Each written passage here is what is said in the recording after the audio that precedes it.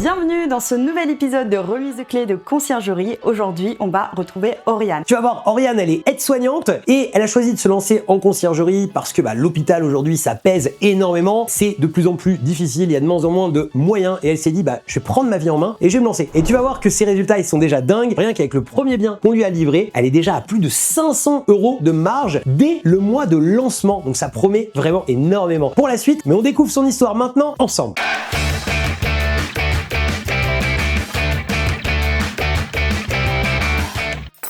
Oriane, on est super content de t'accueillir ici avec cette petite boîte. Merci. Pour ton bien avec nous. Alors parle-nous de ton bien. Alors c'est un logement dans l'hypercentre de Angers, petit appartement avec une chambre de couchage qui est très cosy. J'ai eu l'occasion de m'y rendre. Il est super bien placé, super bien aménagé, donc il est réservation tombe. J'avais sur ce site les chiffres, j'allais te dire félicitations parce que là on est en tout début de la haute saison et en mars tu avais déjà fait 442 € de marge. En avril tu as fait 575 € de marge et en mai 502 € de marge. Il y a déjà des réservations qui tombent pour juillet, des semaines entières que j'avais pas encore eu. Donc bravo à toi. Merci. Félicitations, belle gestion. Et donc qu'est-ce que tu fais dans la vie alors, Oriane? Je suis aide-soignante, donc je travaille dans un hôpital. Là, je suis dans un service de réadaptation. Donc il n'y a rien à voir, mais c'est le contact que j'aime bien. Dans mon métier aussi, dans mon autre métier de conciergerie. Donc je commence à intégrer maintenant que je suis patronne de conciergerie. C'est vrai que c'est pas. Oui, c'est le mot patronne qui te. Ouais. Et me dire, oui, je suis aide-soignante, mais maintenant je suis aussi patronne de conciergerie. Il faut l'intégrer, ça, c'est pas l'intégrer aussi pour les autres personnes autour. Et maintenant, ça y est, j'ai intégré que je suis pas que une aide-soignante. Je suis d'abord une patronne de conciergerie. Et ça, tu as raison de le souligner. Je pense que c'est super intéressant. Il y a un cheminement en fait intérieur.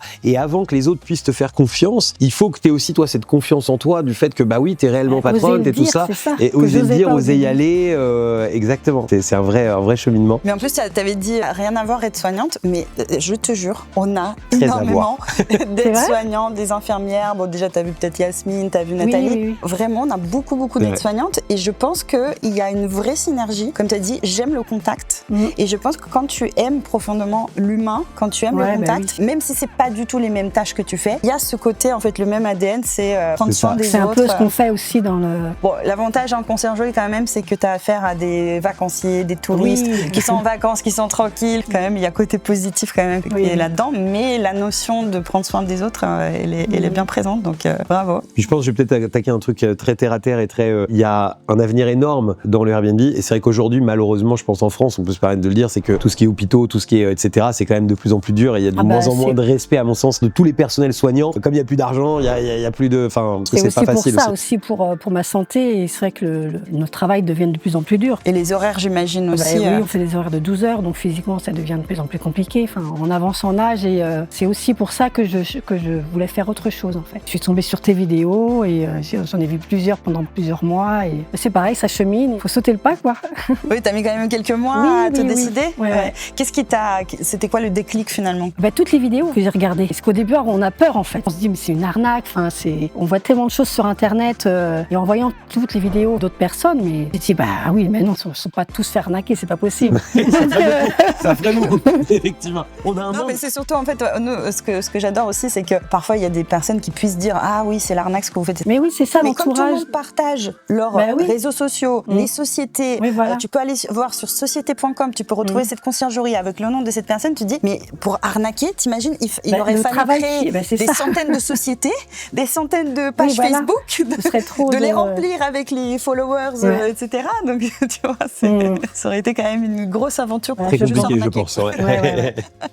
On est mieux de mettre nos efforts à aider nos membres et à faire que tout ça se passe comme il faut. C'est plus facile en réalité, effectivement.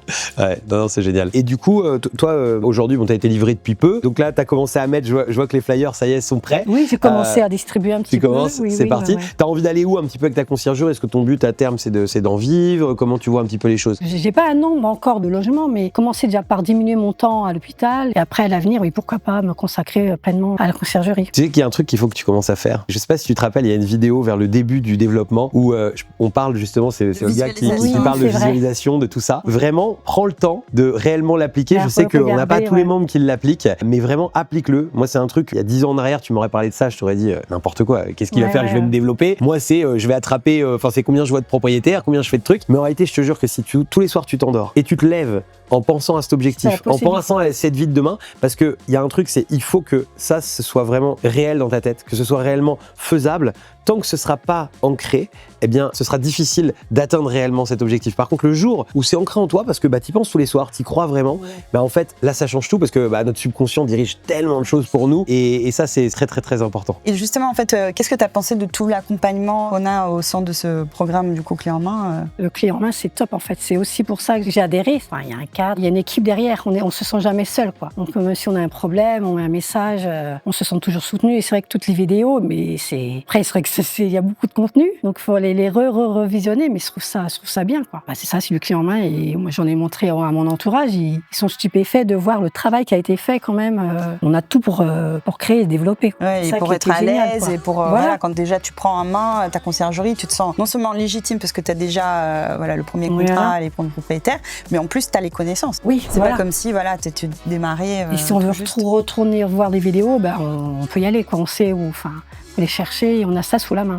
Donc, une nouveauté, on va avoir un coach IA en plus de ça qui va connaître. IA, maintenant, il faut l'intégrer dans tout. Voilà, et qui va connaître pleinement toute la formation et sur lequel tu pourras aller encore plus vite. C'est-à-dire, en fait, c'était un truc rapide. Parce que bon, évidemment, il y a les coachs qui sont là, il y a les gens il y a toutes les équipes qui sont là pour t'accompagner. Mais des fois, c'est un petit truc bête. Tu te dis, tiens, à quel moment, comment, etc. Ou tiens, j'ai besoin du contrat machin, clac, clac. Tu pourras juste taper dedans et hop, il te sortira le contrat, le lien, etc. Enfin, voilà. Donc, même à 3h du matin, tu te réveilles, tu penses à une question, tu peux poser. Même si nos équipes. Ouais, déjà à 3h parfois. Parfois, j'aimerais répondre, c'est moi qui envoie le message, je dis, tu dors pas, toi? Qu'est-ce que tu fais là? Mais comme tout le monde est passionné par la conciergerie, ça vient naturellement. Mais même le groupement, donc du coup que tu vas intégrer, il y a eu tellement d'échanges que même on était obligé de limiter. On a juste ouvert en fait un sous-groupe urgence 24h sur 24, 7 jours sur 7. Mais sinon, les membres discutaient toutes les heures, le jour et la nuit. Et en fait, ça faisait trop de notifications, etc. Et c'est les membres qui ont demandé, qui disaient, OK, on limite à 22h sur tous les groupes. Sur ce groupe urgence, on peut intervenir même à 3h du matin. Mais tout le monde est passionné. Donc en fait, c'est Virginie qui disait, moi, elle était donc dans le médical aussi, Virginie, et elle disait, avant mon métier, je me levais, c'était des horaires durs. Donc voilà, tu vois, tu te lèves, t'es pas bien, etc. Là, elle se lève d'elle-même à 6h du matin, mais parce qu'elle a plein d'idées qui foisonnent. C'est pas la même charge mentale, en fait. Pas du tout. Puis du travail pour toi-même, en fait. Ça, c'est quand même un truc qui est dingue. C'est complètement différent. C'est ce que je recherche aussi. Oui, donc c'était le but depuis ce temps-là d'être vraiment à ton compte. Il y a 10 ans, on m'aurait dit ça, j'ai dit non. J'avais pas du tout ça en tête, quoi. C'est vraiment avoir découvert tes vidéos qui pourquoi pas, même à mon âge. Après, il n'y a pas d'âge, mais non, mais une autre vie est possible. Lancer, quoi. Une autre vie est possible. On n'est pas obligé d'être dans le métro boulot dodo, dans lequel on a eu envie de nous mettre tout le temps. Moi, j'ai envie qu'on prenne vraiment un rendez-vous ensemble, qu'on se donne, allez, on va dire 10-12 mois, et qu'on voit en fait que justement la deuxième phase. C'est-à-dire que là, on t'a découverte gestionnaire, où ça se passe trop bien. Moi, j'ai entendu énormément de bonnes choses de la part des équipes, en disant que tu gérais ultra bien, que t'étais vraiment super, et ça se ressent même, je trouve, dans les échanges qu'on a là. Et j'ai envie justement qu'on ait la deuxième phase dans la deuxième vidéo, développement de voir bien avec tes biens supplémentaires, avec tout ça à fond, quoi. Carrément. Et ton entourage, qu'est-ce qu'il a pensé justement quand tu t'es lancé? Est-ce que tu as eu des personnes qui ont essayé de te mettre en garde ou qui étaient pas d'accord avec tes choix? Oui, il y a eu des personnes qui m'ont mis en garde. Et du coup, je me suis un peu éloignée aussi des personnes qui me tiraient un peu vers le bas, qui me disaient non, pourquoi tu veux faire ça à ton âge? Voilà. Donc je me suis un peu éloignée de ces personnes-là. C'est vrai que ça n'a pas été forcément simple, mais à ton âge, à quel âge du coup? De quel âge? 49 ans. Mais c'est incroyable comment parce que en fait, il n'y a pas d'âge aujourd'hui pour faire de la conciergerie. On a le plus jeune de chez nous, il est à 17 ans. Oui, c'est un étudiant. Ouais, voilà. Mais même là, on avait du coup Karen, la maman. Son fils, elle a 16 ans. 16 ans. Il est très impliqué dans la conciergerie. Comme tu dis, on a des pensées limitantes, donc. Et pareil, dans l'Osrand-Vert, il n'y a pas d'âge. 76, je crois, François. François, 76. J'ai onboardé quelqu'un qui vient juste d'arriver, qui a 77 ans. Voilà. C'est énorme. En fait, c'est incroyable comment l'entourage peut te mettre les bâtons dans les roues en te disant 49 ans, t'as encore une vie devant toi. De te dire, je suis révoltée quand j'entends. Je pense que l'âge, c'est dans la tête avant tout. Enfin, ça fait un peu bizarre de dire ça peut-être, mais moi je trouve vraiment que c'est pas des mots, parce que souvent c'est des mots que les gens prononcent comme ça. C'est vraiment réel, parce que moi, sincèrement, j'ai vu des gens dans ma vie à 30 ans, pour moi ils sont vieux. Tu vois, et c'est vrai. Et j'ai vu d'autres gens à 70 ans, pour moi ils sont jeunes, tu vois. Je sais pas trop comment dire, tu vois. Et je pense que le pire truc dans la vie, c'est les regrets. Et en fait, souvent, quand les gens ils disent je suis trop machin. Après, là où je critique pas sur un entourage quand même, c'est je vois, je sais pas, je prends ma maman par exemple, c'est quelqu'un qui est forcément qui a très envie de protéger, qui a très envie de tout ça, et qui a été fonctionnaire toute sa vie. Voilà, et puis qui vraiment, tu vas lui parler d'un nouveau projet, t'as vraiment besoin peut-être de ce truc-là. Enfin, elle freine pas non plus complètement, mais tu sais, c'est marrant, elle a toujours un petit peu ce petit truc. Et je comprends parce qu'en fait, le meilleur moyen, elle voit que ça va à peu près dans ta vie, l'entourage voit que ça va à peu près dans ta vie. Tu te dis qu'est-ce que tu vas aller prendre un risque en fait? Oui, mais parce qu'en fait, je vais me sentir vivante. Et c'est ça qui est génial, quoi. Mais surtout là, le switch par rapport à ton métier, tu vois, tu fais quand même des horaires, tu vois, très importantes, et c'est physiquement, tu vois, tu peux pas non plus le faire éternellement, quoi. 10 ans de plus. Alors qu'au final, la conciergerie, en fait, voilà, t'es sur ton canapé, ok, voilà, t'es tranquille chez toi, ça peut durer très longtemps, en fait. Malgré qu'au début, c'est vrai que c'est un peu stressant quand même. De folie. Moi, les premières journées au début, je me disais, j'étais sans arrêt sur mon téléphone. Dès que j'avais une notification d'un message, d'un voyageur, on stresse et tout, mais finalement, au fil du temps, ça va, quoi. On arrive à gérer. C'est quelque chose de nouveau, en fait. C'est comme, tu sais, quand t'as fait ton métier pour la première fois. C'est pareil. Je pense que t'étais bien stressé dans les premiers soins. Et justement, qu'est-ce que t'as pensé justement de comment t'as préparé, en fait, quand même, à ce moment, et comment les équipes, justement, étaient avec toi au moment où, justement, t'as eu ce... Parce qu'on le sait très bien, on connaît très bien ce cheminement, c'est que moi, j'appelle ça des fois le up, down, up, tu vois. C'est un peu ça, c'est-à-dire qu'en fait, t'as ce up parce que, oui, t'as l'excitation de quelque chose de nouveau, puis après, c'est nouveau, ça devient vraiment concret, et c'est vrai que ta boîte, elle est montée, ton bien, il est entre tes mains, etc. Donc ça démarre, et souvent, il y a un petit down à ce moment-là, on se dit, oh là là, il y a quand même un, comme tu viens de l'exprimer, puis après, il y a ce re-up derrière, parce que finalement, ça se passe bien, et au contraire, même ce re-up qui est encore bien au-dessus, parce qu'il y a ce truc de, je l'ai fait, en fait. C'est moi, et j'en étais capable, en fait. Et peut-être qu'il y a eu des moments où tu avais le doute de pas en être capable, mais là, t'en étais capable et tu l'as fait, quoi. Comment s'est passé justement avec les équipes, avec tout ça? Enfin, comment t'as ressenti, toi, les choses? T'étais bien préparé? Tu t'es Oui, c'est vrai. Non, j'en ai parlé même avec Aya. Il y a toujours quelqu'un, en fait, pour nous écouter, nous rassurer et nous dire, mais non, tu vas y arriver. Et, même dans mon entourage, c'est vrai qu'au début, autant il y a des personnes qui n'étaient pas trop pour et d'autres qui même moi, j'étais même surprise qu'ils réagissent comme ça. Ils me disent, mais si, vas-y.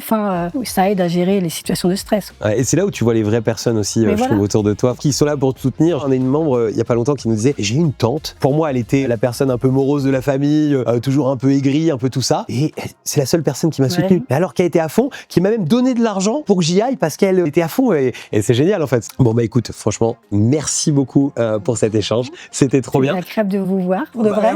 Carrément. Et c'est que le début de cette journée. On a encore plein de surprises pour toi. Et puis, je vais faire un petit appel à l'action. Si toi, tu es propriétaire aujourd'hui et que tu as regardé cette vidéo jusqu'ici et que tu as envie de confier un bien à notre ami, tu vas pouvoir le faire en cliquant en dessous de cette vidéo. On va mettre un lien pour pouvoir interagir avec elle. Et puis également, si tu as envie de rejoindre les conciergeries clés en main et toi aussi de vivre ta propre aventure avec les conciergeries, tu trouveras aussi un lien dans cette description pour pouvoir interagir cette fois-ci avec nous. Merci beaucoup d'avoir suivi cette vidéo et à très bientôt. Ciao!